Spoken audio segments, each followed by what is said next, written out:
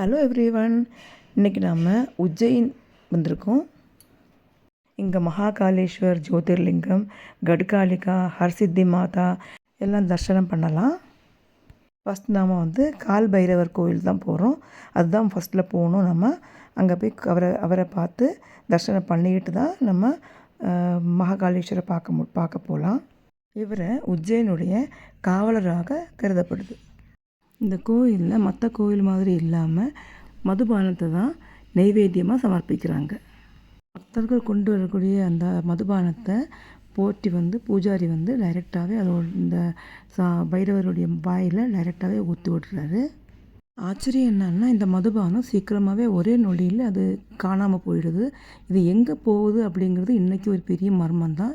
இதை கால பைரவருடைய தெய்வீக சின்னமாக மக்கள் நம்புகிறாங்க. இவரை போய் காலையில் தரிசனம் பண்ணதுக்கு அப்புறமா தான் நம்ம மகாகாலேஸ்வர் உஜ்ஜைனில் உள்ள ஜோதிர்லிங்கத்தை போனால் அந்த தரிசனம் முழுமையாகுது.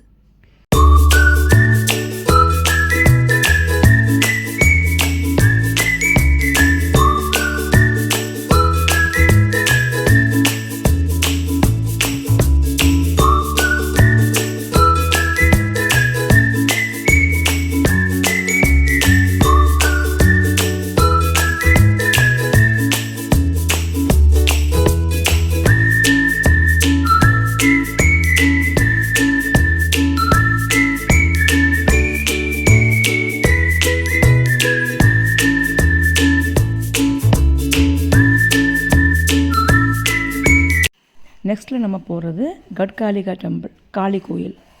இது உஜ்ஜைனில் உள்ள ரொம்பவும் பழமையான ஒரு கோயில். இது சக்தி பீடங்களில் ஒன்று. இந்த இடத்துல சதியோடைய மேல் சுண்டு பாட்டு விழுந்ததாக ஐதீகம். புகழ்பெற்ற கவிஞர் காளிதாசன் அவருக்கு ஞானோதயம் வந்தது இந்த இடத்துல வச்சுதான்னு சொல்கிறாங்க. ஒரு காலத்தில் சாதாரண மனுஷராக இருந்த அந்த காளிதாசர் அம்மனுடைய மனமுருகி வழிபட்டதுனால தெய்வீக ஞானமும் கவித்திறமையும் பெற்று இந்தியாவோட ரொம்ப சிறந்த கவிகளில் ஒன்றாண்டு வந்ததாக நம்பப்படுது.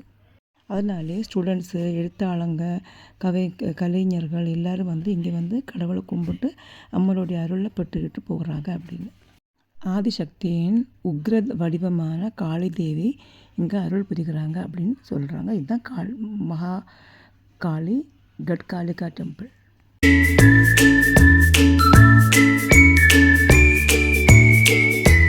அதுக்கப்புறமா நாங்கள் அங்கேருந்து திருமன் கணேஷ் டெம்பிள், அது சிந்தாமணி கணேஷ் டெம்பிள் அப்படின்னு சொல்லுவாங்க. இந்த கோயில் சிந்தாமணி கோவில் அப்படின்னாக்க சிந்தை நமக்கு இருக்கிறது அதான் நீக்கிற கோயில். அதுதான் சிந்தாமணி கணபதி. இங்கே பக்தர்கள் அவங்களோட மனக்கவலைகளை அகற்றி நிம்மதியான வாழ்க்கை அமையணும் அப்படிங்கிறதுக்காக இந்த கோயிலில் வருவாங்க. இந்த கணேசர் சுயம்பூவாக வந்தது அப்படின்னு சொல்கிறாங்க. இந்த இடத்துல நம்பிக்கையோடு வந்தீங்கன்னா கவலை இல்லாமல் திரும்புவாங்க அப்படின்னு நம்புகிறாங்க.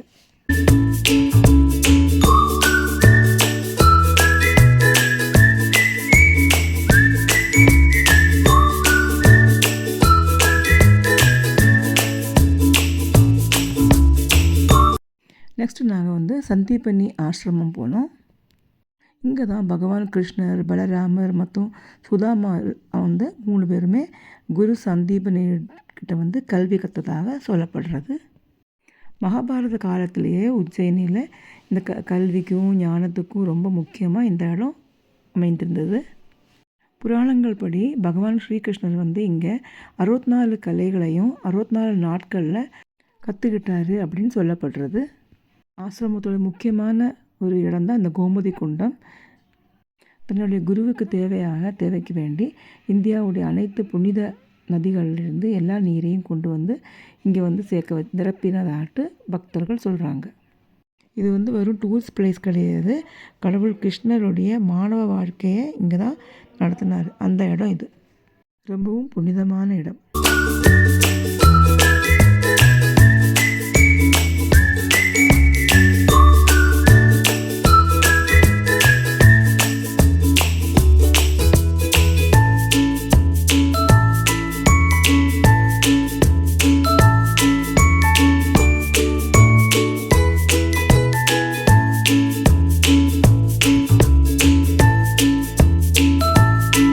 அப்புறமா நம்ம வந்து மங்கள்நாத் டெம்பிள் போயிட்டுருக்கோம். இது வந்து செவ்வாய் கிரகத்தோடைய ஜென்மஸ்தலம். அதனால் செவ்வாய் தோஷம், சர்ப்ப தோஷம், அப்படி என்னென்ன தோஷம் இருக்கோ அதெல்லாம் இங்கே வந்து நிவர்த்தி பண்ணுவாங்க. இங்கே அதுக்கான பரிகார பூஜையெல்லாம் பண்ணுறாங்க. இங்கே சாதாரணமாக நந்தி வந்து சிவனுக்கு முன்னாடி நந்தி தான் இருக்கும். ஆனால் இங்கே வந்து நந்திக்கு பதிலாக ஆடு அதுதான் இங்கே இருக்கிறது. இங்கே வந்து சிவபெருமானுடைய கோயில் மட்டும் இல்லை, இது வந்து செவ்வாய் கிரகத்தினுடைய பிறப்பிடமும் கூட.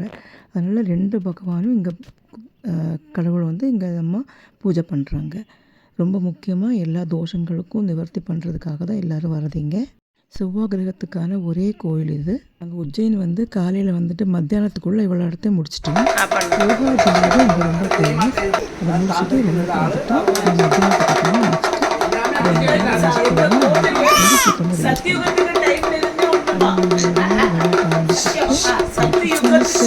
முடிச்சுட்டு